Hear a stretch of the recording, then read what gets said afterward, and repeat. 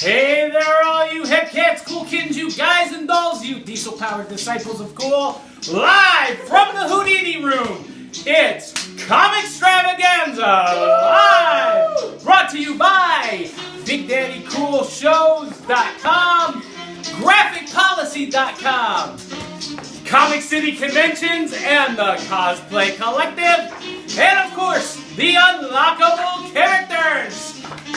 I am your host, the king of swing, the tower of power, your time-traveling, comic book-loving, diesel punk, prophet of pop culture, Big Daddy Cool Johnny Della Rocca, along with Darth Lee, Leanna Player, and the legendary bombshell kitten, Tina Vita. I wasn't expecting as long of an intro. Yeah, I know. Hey, Can you breathe? You need to catch your breath. You need a minute. No, and I did all that juggling too. Did you? Did you guys know that there are literally thousands of different ways to juggle 3 balls? Mm-hmm. This is the way that I know. Yeah? Wait, I got a trick. You want to see a trick? You want to see me juggle? Wait, hold on. Let me give me a little bit of room here. Okay. This is a don't mess me up here. This is a very subtle juggling trick. It's juggling 3 balls while thinking of something else. What are you thinking about, Johnny? Wouldn't you like to know? Ta-da! Anyway, a little bit of levity, like this is a real serious show anyway. And, oh, look who just came into the room! Yay! Oh my god, and look at that epic outfit. Oh my gosh, that is fantastic. That is awesome. You guys will get to see Amy Sulam later on. She just walked into the room looking like a stone cold killer. Yeah, so big news, guys, and I'm sure Paul is going to cover this later on too, but we gotta touch on it first thing. It's official. Spider-Man is coming to the Marvel Cinematic Universe in a special deal, a joint deal with Marvel Studios and Sony, and so it's going to happen. So how do you think they should bring him into that? I actually have no idea how this is going to work, and we actually had a tweet. Someone tweeted us a question about this, and I'm going to bring it up here in just a moment. Where'd it go? Where are we at? I need to learn how to use Twitter, apparently. Hey. All right, so, okay. Secret Base asked us, Marvel can use Spider-Man in the movies now. Should 20th Century Fox let them borrow the Fantastic Four, X-Men, and Wolverine? Well, we need to consult the magic ball made in China and get an answer from the Oracle on this one. This is Ask the Prophet, ladies and gentlemen. Oh. Broken. There we go. Oh, yes. The answer came back, yes, definitely. Now, okay, all right, I'm just going to say this real quick. This is my opinion. I think no. I think no. No? No. And why? Because if Marvel had already had Spider-Man, X-Men, Wolverine, Fantastic Four, they would have never done Iron Man, Captain America. They never would have done Guardians of the Galaxy. They would have had their top-tier A-list properties, and they wouldn't have to be as creative as they have been. Right. The quality would have tanked. Oh. Yeah, that's my opinion, and my opinion is just, leave it as it is. I actually don't think Spider-Man coming to the Marvel Cinematic Universe is a good idea at all. okay. Well, because they don't need him. They don't need him. It's superfluous. It's just catering and pandering to what the fans want. What? It's a new word of the day. Superfluous. It means it means no apparent purpose. Super purple. Yeah, that's it. That was my guess. No, because here's the thing. Why do they need Spider-Man? It's just window dressing at this point. I think I agree with that. And it's just saying, hey, because all the fans want it, we're going to do it. And in the entertainment business, that's a bad idea. You should never produce product based on what you think your fans want. You should always produce product based on your own unique vision And whether people like it or dislike it, whether they love it or hate it, that's up to them. But you need to stay true to your vision. And as an artist, as a performer, I believe there's an audience and a customer for every product. So I think catering to a fan base always ends badly. That's my opinion. If you agree or disagree, tweet us at Live Comics, COMIX. So we got some cool stuff this week. A lot of news, a lot of cool stuff. The first thing, though, we got to talk about where we are going to be seen. Where are we going, Johnny? Well, March 8th, we're at the Franklin Comic and Toy Show. Woo! Franklin, Tennessee. We're hosting the cosplay contest. Woo! And we're going to have a booth. So Miss Geek Boutique, Cosplay Collective, BDC Entertainment, Tina Vita. You need to bring some prints to sell, but you're not going to be here. Did you dye your hair? I did. And, I did. That's completely unrelated to what we're talking about. Sorry, but I'm noticed happy that you dyed. Your hair is beautiful. Ooh, it's soft and silky too. We're gonna braid it later. Yay! Anyway, and the unlockable characters are gonna be on the floor with us, and we're gonna have a party. It's gonna be a party in Franklin. And then after that, MTAC, Cosplay Collective, Hospitality Suite. Yeah. After that, in August, River City Comic Expo. Now, some of you are going to say, well, wait a minute, Johnny, there's one missing. And we can't get into it that much, but we had booked a con, and looks like maybe we may or may not be a part of that. So we're not going to say anything more about that until it becomes official. But you guys should check out Marble City Comic Con, April 25th and 26th. Whether we're there or not, it's a great con, and you ought to check it out. You know what else is a great con? Coming right around the corner in 2 weeks, here in Tennessee, Chattanooga, Con-Nooga. Now, I want to give these guys props because Todd Patton and Con-Nooga reached out to me a couple of weeks ago, and they helped us revise some of the wording on our marketing website for the Powerhouse Project. And if you guys don't know the Powerhouse Project, that's where we have gotten together and we offer programming for cons. And so Todd Patton offered some suggestions. We made some awesome changes that have really helped us out in a big way.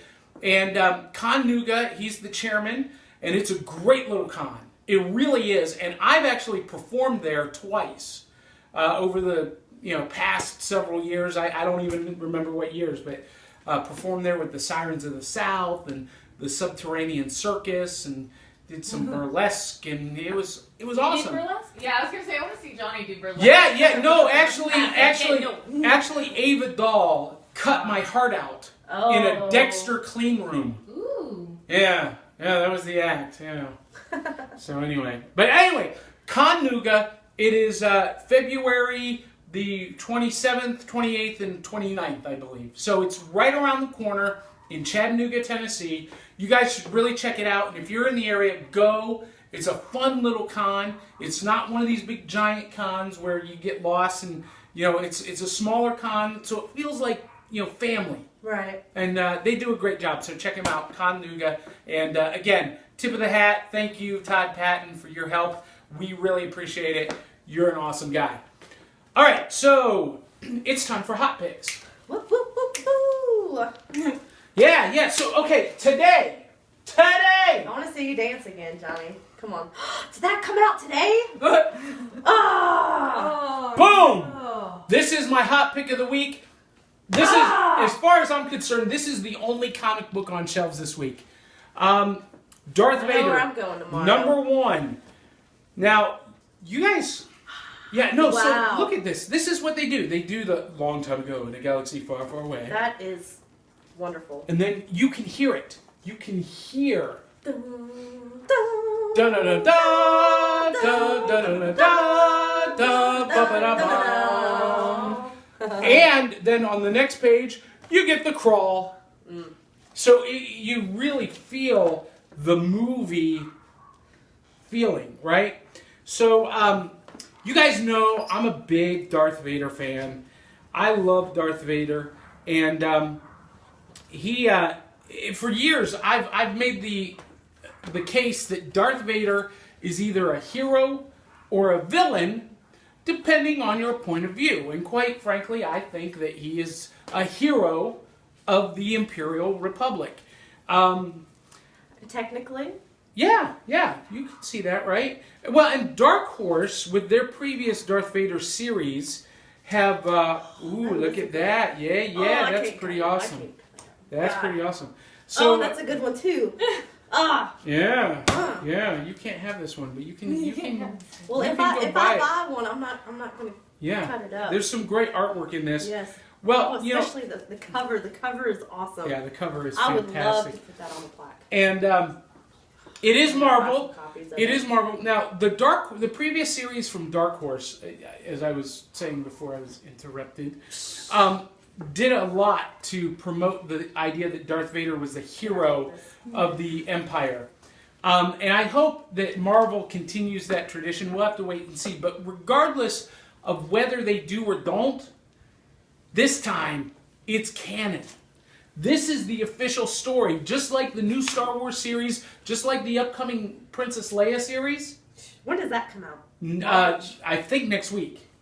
See, I went to the comic store and they're like, I think it comes out next month. There's an ad in there for it. It might be March. Well, I'm talking about this one too. No. Yeah. It came out today. Well, I got my variant copies of the Star Wars. Yeah, I saw that. With the Han Scotty and Leia. Young, yeah. And then I have like the little young kid one that that little copy of the cover that you had. And then I went and got my second one. But yeah, the fight between Vader and Luke.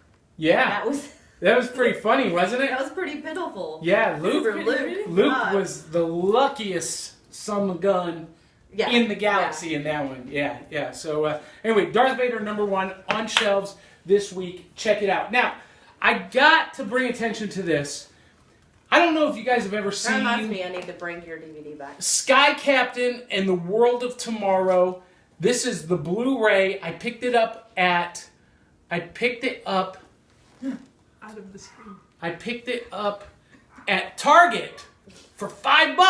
What? $5 on Blu-ray, and this is one of those movies that you really gotta see on Blu-ray. It was made to be on Blu-ray. Kind of, there are a few movies that really are meant to be shown on Blu-ray, like Dick Tracy and Sucker Punch. This is one of them. So $5. $5. Check it out. Those are my hot picks of the week. Girls, what do you got? You want to start? I got 2 hot picks of the week. My Redbox pick this week is Fury. Oh, yeah. With Brad Pitt. Yeah. And it had a Shia LaBeouf, and then it had Clint Eastwood's son in it. Have you ever seen him? No, I forget his real name, but he's a beautiful man. Little Eastwood. Yes, he is like. Can you see the stars in her? I'm telling you, he looks just like Clint Eastwood. I mean, identical but younger. And I guess I've seen pictures of Clint Eastwood when he was younger, and he was pretty hot too. But his son is smoking.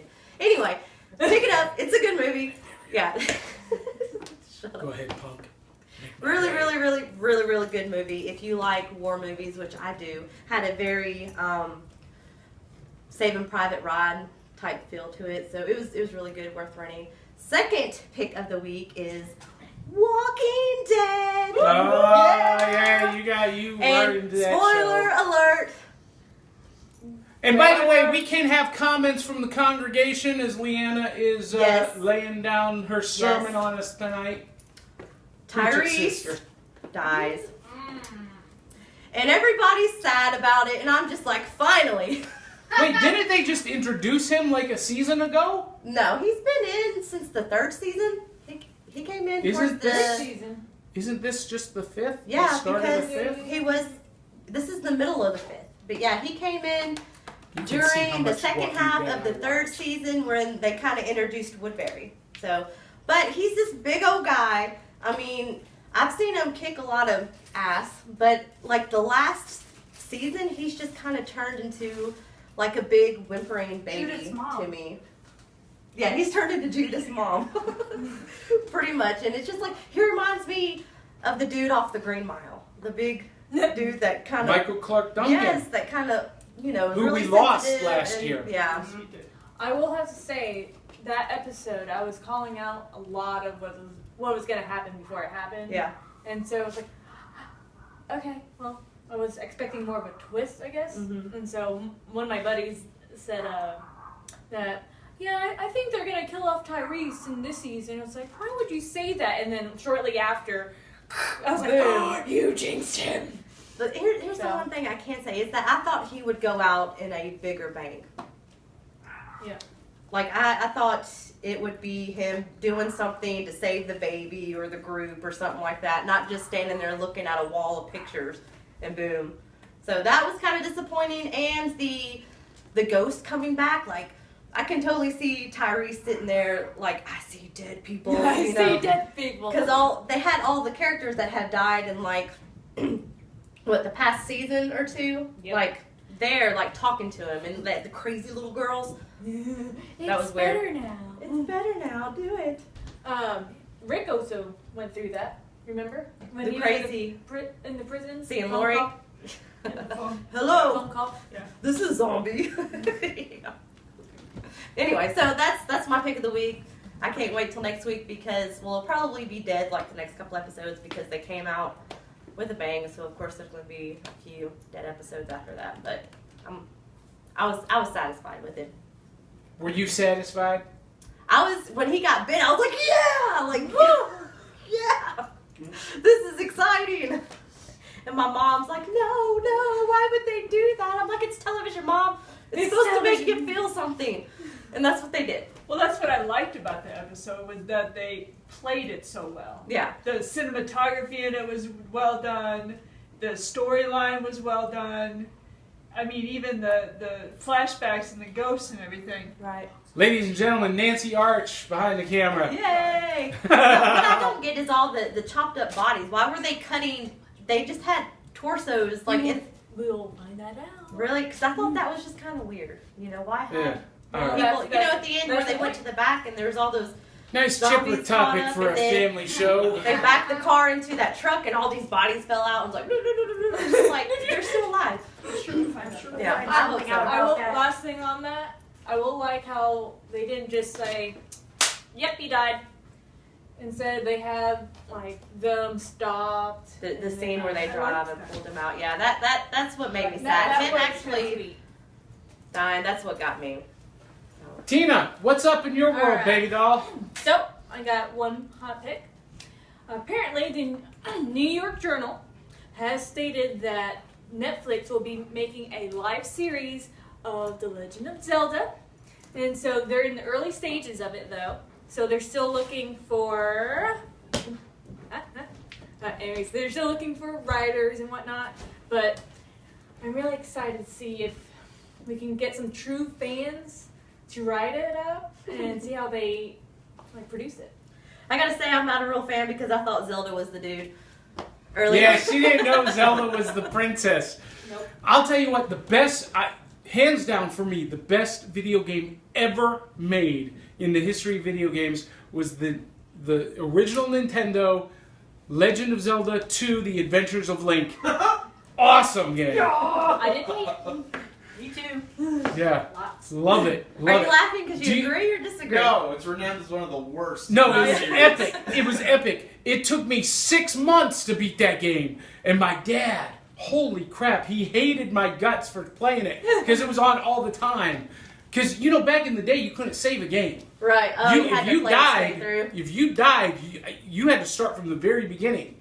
And so, man, I started from the very beginning a lot over those 6 months. But it was worth it, I think.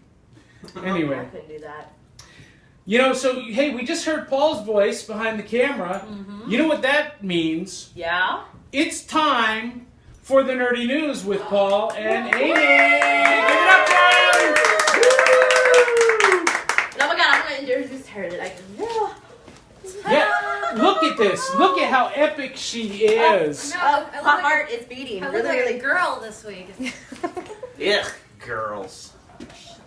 Girls are wonderful. Yes, they are. I mean, extra dressed up. You got hair over your eye.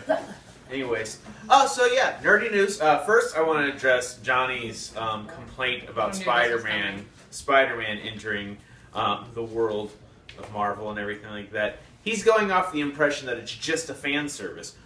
I'm pretty sure there's some writers and studios that would love the chance to use Spider-Man themselves. So yes, I believe that just catering to fans isn't a good idea necessarily, but I'm more than willing to bet that there have been writers on these teams that have wanted to implement Spider-Man so much and have not had the chance. Does that mean that it's going to be any good? I don't know. It's not going to be Andrew Garfield. I like Andrew Garfield, but they're not going to be doing an Amazing Spider-Man 3 now. Sony has cut that. Yeah, so Andrew Garfield is no longer, according to what Recent News is saying, Andrew Garfield is no longer going to be Spider-Man. They're going to go in different, both studios are going to be going in different routes. They may be going with a much younger Spider-Man, like actually high school age Spider-Man, not 30-year-old Andrew Garfield in high school.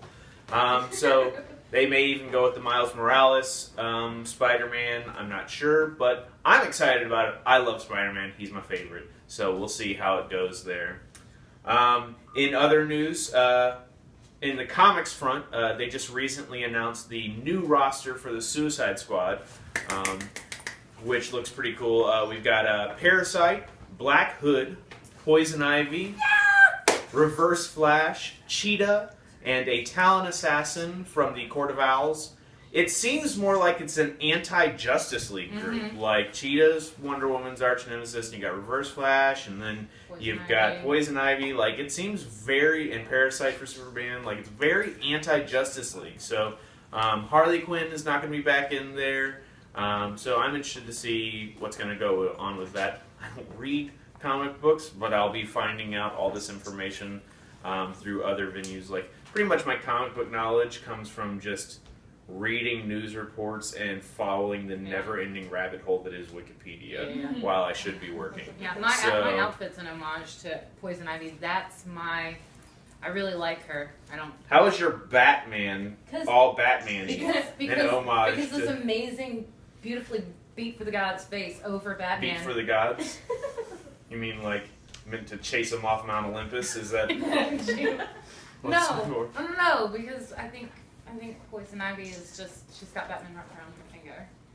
And she's wonderful. No, she's the hottest one. Selena Kyle I'm not going to has have this Batman argument wrapped with you around again. her. Look, Batman female villains in my world go like this. Poison Ivy, Catwoman, Harley Quinn. See, I'm going to go with Catwoman, Poison Ivy, Harley Quinn. Personality-wise, Catwoman, Harley Quinn, Poison Ivy. No, personality-wise, it's Harley Quinn, Catwoman, Poison Ivy. Whatever, you're stupid. No, you can just, that's fine. You can sit in your wrongness and be wrong, but that's whatever. Anyway.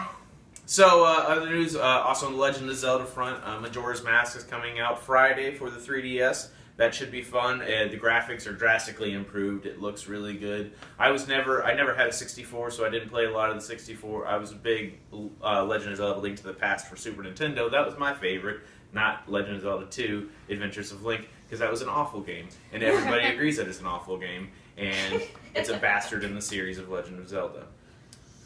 Outside of it, it's I feel like the people watching should probably tweet us at Comics Lab and give their opinion. Of course, give your opinion. And the overwhelming opinion will be Adventures of Link was definitely not the best in any way. Epic! The only good thing that came out of Adventures of Link is the temple theme. And that's it. The music from the Legend of Zelda temples in there is really, really good. So. That'll be the music I play in the background when I murder you. Okay. Let's talk about MasterChef. Oh. This is my favorite So this story is the weird story of the week. If you like midgets, badgers, and Gordon Ramsay, then this is for you. Oh, and midget porn stars. That's a big part. Oh, yeah. We've got you. Adult film stars. So Gordon Ramsay's Use the P word in a family show. Gordon Ramsay's dwarf porn star lookalike was found dead in a badger den, half eaten. Oh my gosh. How does that happen? That's Nobody knows. They found his body. Nobody knows. Half eaten by badgers. This was in Wales, by the way. So we've just tied together midgets, adult films, badgers, and MasterChef for you. You're welcome. Yeah. That's it. That's all you need. That's all you can need. shut down the internet now. Yeah, you can shut it right on down. What else have we got? They just released the the preview for the new Poltergeist movie. Say that. The remake of it. It looks awful. I was watching it, and for like the first half of the preview, I was like, this looks really lame. And then the second half comes on, it looks so good. Poltergeist was like my favorite movie as a kid. It explains so much. For some reason, my mom allowed me to watch it as a 2-year-old, and it was my favorite movie. That was the face I made when he told me. Thank you. Yeah, I don't know. And that was an R-rated movie. Oh, no, it was PG, because they didn't have PG-13 at the time. That's something I would, I would show that to my children and be like, look what happens when you mess with mommy's stuff in the attic, basement, you don't clean out the pool, the ghosts come and eat you. That's what happens. So, like they were saying earlier, the Zelda series is coming for Netflix. It's gonna be live action. I think it's gonna be cute for kids. It's supposed to be designed for kids. They're trying to market off the whole Game of Thrones and Lord of the Rings thing, and trying to have a more kid-friendly audience for Legend of Zelda. Because Zelda doesn't have this large, immense world of writing that they can really do. It's pretty basic, simple, like save the princess. So I'm interested. I think there's going to be so much hype that nobody's ever going to be happy with it. There's nobody that they can choose that fans are going to be happy to play as Link. There's nobody they can choose that fans are going to be happy to play Zelda. They'd be much better off just doing another animated series, even though the 90s one, excuse me, princess, was horrible. I think what's going to happen is they're going to find somebody to play Zelda, the internet's going to, and Link, and the internet's going to explode with how she's the wrong person to play Zelda, he's the wrong person to play Link, everybody will be mad, and then the show will come on and everybody will lose their mind. Everybody will still watch it. How it could never have been anybody else, they picked the perfect people, because that's what's happened, with a bajillion things, always ever. Yeah, except for not for video game media. You know what? Video games being converted to TV I shows feel like we or should movies. Recast you. Always. Find somebody else to play. There hasn't been a good one. I hope the series can break the mold, but video games did not translate very well. I think it's going to be adorable. I'm looking forward to watching it with my kids. If you're a grown adult and you're really emotionally invested in it, you should probably just set yourself on fire. Well, I'm not a grown adult, so it's all right. SpongeBob, this is kind of funny, SpongeBob destroyed the Wachowski brothers' Jupiter Ascending and The Seventh Son in the theaters this weekend. Not surprisingly, considering the fact that both movies got horrible ratings. When SpongeBob beats you at the box office, throw your computer out the window and stop writing forever. Stop writing. Forever, ever. Wachowskis are trying so hard to build another Matrix, and it's not going to happen. They already destroyed the first series with the sequels, so I don't know what they're looking for. Johnny's like, that's how it works. Yep. But the next Gotham episode is supposed to be teasing the Joker. Teasing.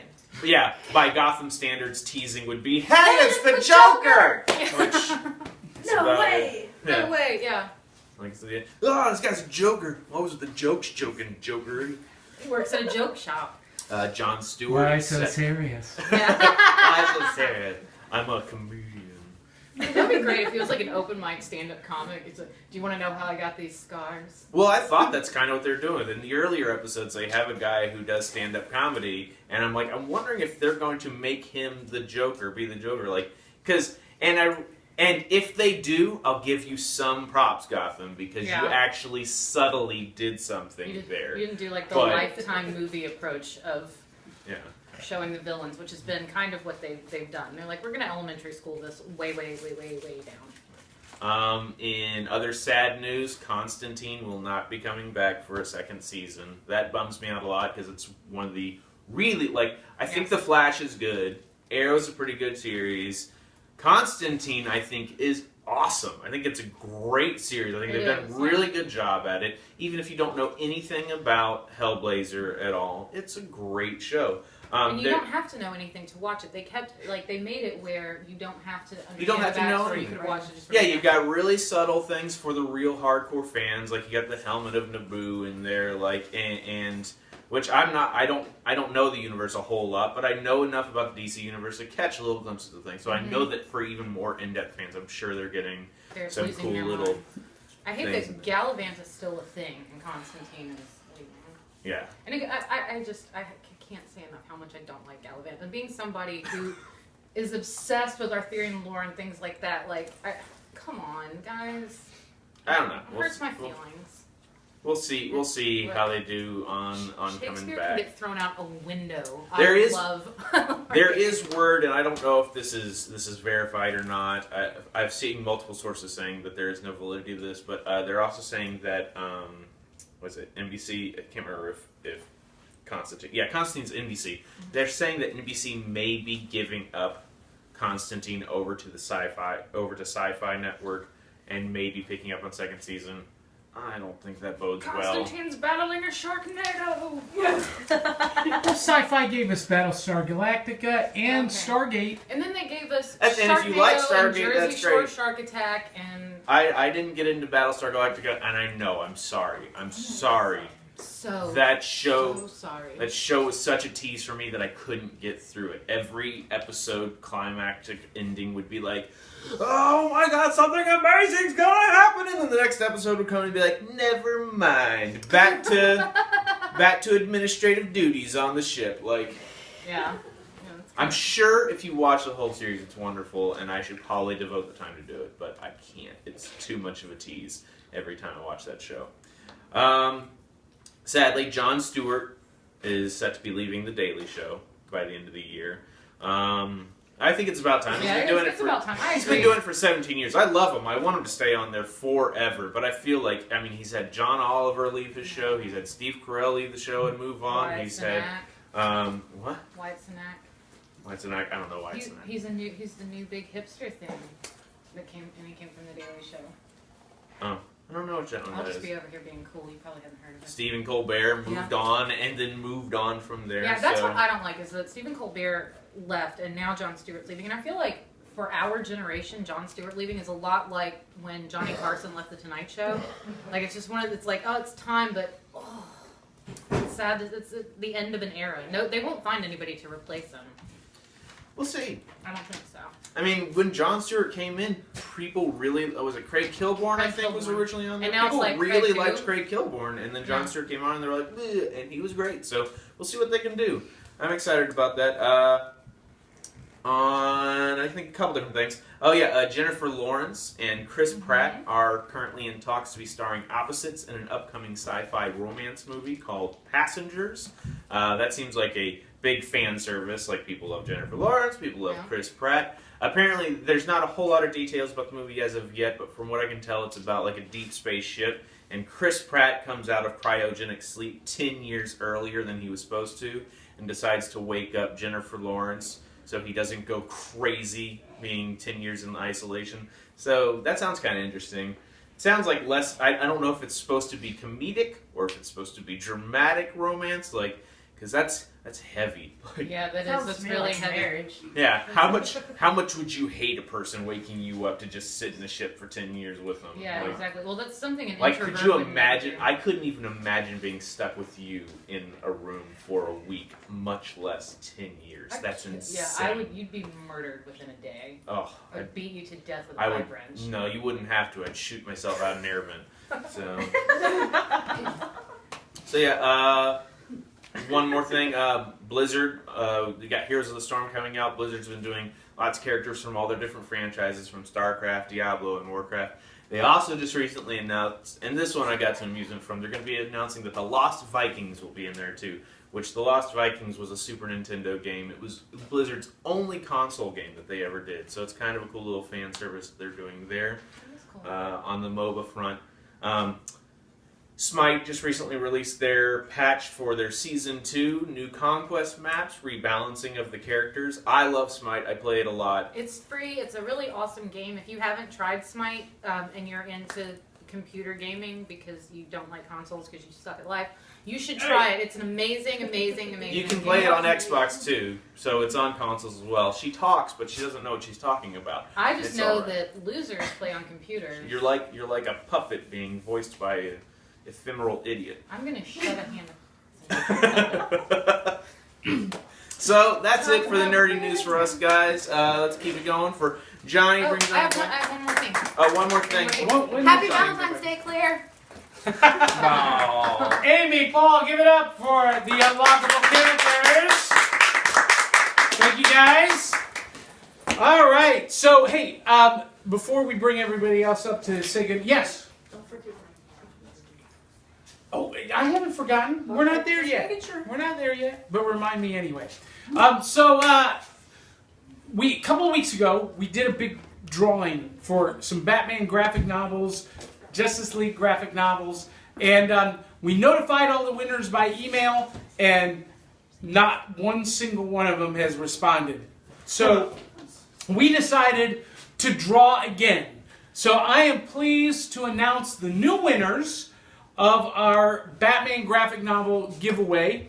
Third place, winning the 3 Batman graphic novels, is Matt Peachy.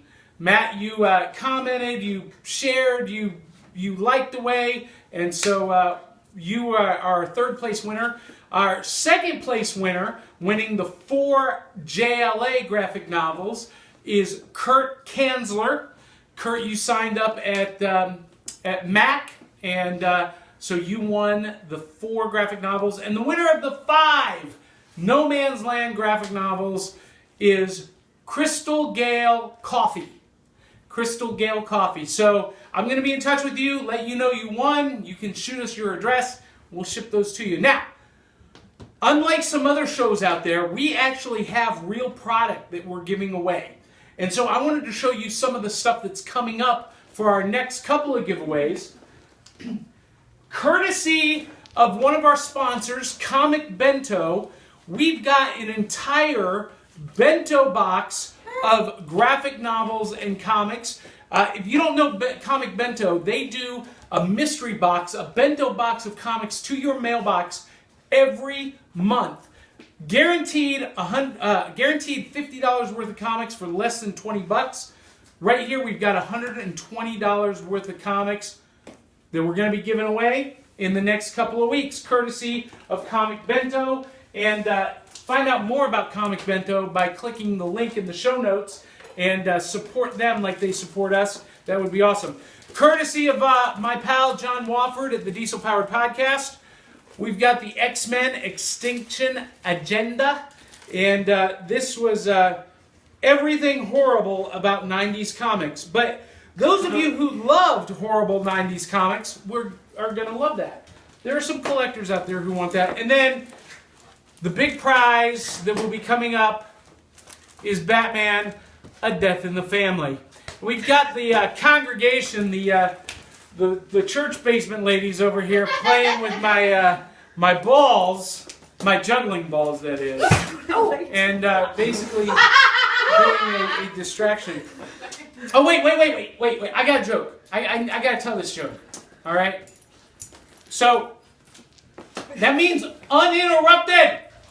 I'm not interrupting you. So there's this guy in Chicago on his way to work, and he goes by this street corner, and he sees this hep cat in a zoot suit standing on the street corner, leaning against a lamppost, swinging his chain. He thinks that's kind of cool, kind of odd, but doesn't think anything about it and goes on to work. Lunchtime, he goes by that same street corner, that same lamppost, sees that same hep cat swinging that same chain, and he thinks, he's been there all morning, that's kind of odd. Doesn't think anything about it, goes on to work, finishes out his day. He's on his way home, goes by that same lamppost, that same street corner, the same guy is there swinging his chain, and finally he says, "Fella, I gotta ask, what's the deal with the chain? Why are you swinging it?" And the hep cat just says, "Man, I'm just keeping the elephants away." And the guy's like, "What are you talking about? There are no elephants in Chicago." He says, "Yeah, I know, I'm doing a pretty good job, ain't I?" And that's just for you. All right, girls, come on up here. You're like a couple of 2-year-olds, grade school. Anyway, that's it for this week. We need to give a shout out to a couple of people. Our distribution sponsor, Graphic Policy, graphicpolicy.com. Make sure you check them out for all your latest comic news, releases, and stuff. What is that? What is comics? Things, yeah. Also, Comic Bento, we mentioned them. Click on the link in the show notes. Audible.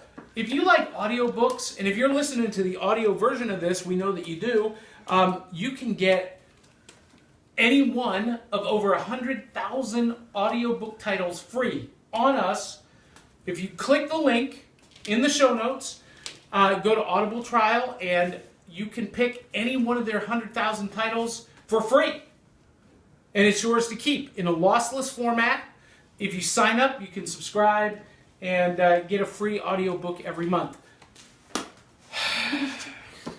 Way to edify our sponsors there, girls. Oh, Yeah. I was doing so good. Also, Blue Microphones, they supply the Yeti mic that the audio version of the podcast is recorded on. And, of course, our producers, BDC Entertainment Network, BigDaddyCoolShows.com. We produce the live show, Swinging at the Roxy, the Magic Cabaret, and the Diesel Powered Podcast. Yay! And this week on the Diesel Powered Podcast, we've got 2 new shows this week. We've got the Agent Carter Roundtable. We're going to be discussing the episode that just came out last night. There's only 3 episodes left, and it's really heating up. It's getting good. And then we have the Diesel Punk and Pop Culture Roundtable with me, Larry Amyette, Ava Dahl, John Wofford, and you'll want to tune into that and check that out. You know, nobody's heard a word I've said because they're watching you guys. Hey, at least they're watching. Yeah. Also, we need to give a shout out to Performance Studios here in Nashville. Yeah. Cosplay Collective is doing a great event this Sunday, going to visit some children at Centennial Medical Center, at Centennial Children's Hospital, and Performance Studio helped us out get a cape for the cosplay kid, Justin Smith, who does Batman, but doesn't own his own cape. I don't get that, Justin. I don't know what's going on with that. But He uses a towel. He will after this weekend. He will own his own cape after this weekend. But, you know, he's a capeless cape crusader. That needs to be an episode. Capeless Cape Crusader. Zombetti needs to meet a capeless cape crusader. And that could be his name. And people have a hard time saying it. Can you imagine Zombetti trying to say that? He can be one of the cosplayers. Yeah, we need a capeless cosplayer. A capeless crusader. No, they call Capeless Batman the Cape Crusader. The capeless cape crusader. But we have a capeless Cape Crusader because the cosplay kid, Justin Smith, doesn't have a cape to play the Cape Crusader. Oh, I got it. We're making plans to conquer the world right now. All right, so shout out to Performance Costumes. Thank you guys. Thanks, guys. Very much. All right, now listen. I got something serious to close the show with. I'm being serious. So this is for our audience, but I need this room. I got something special. It's Valentine's Day this weekend. Oh yeah? Yeah. So I wouldn't know. so I got a piece of Valentine's magic that I want to share with everybody. The rings. Throughout history, the rings have meant different things to different people. To some people, they represent unity, completeness, wholeness. To others who wear a wedding ring, it represents something altogether different. Some of you will get that later on. This is my tribute to those people who know what that ring really means.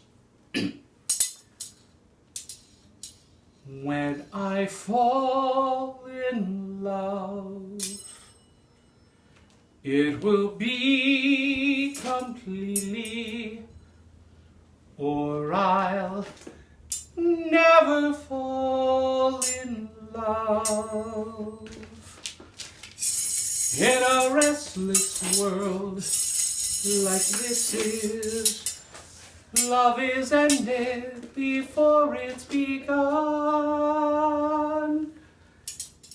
And too many moonlight kisses seem to cool in the warmth of the sun. When I give my heart, it will be completely, or I'll never give my heart.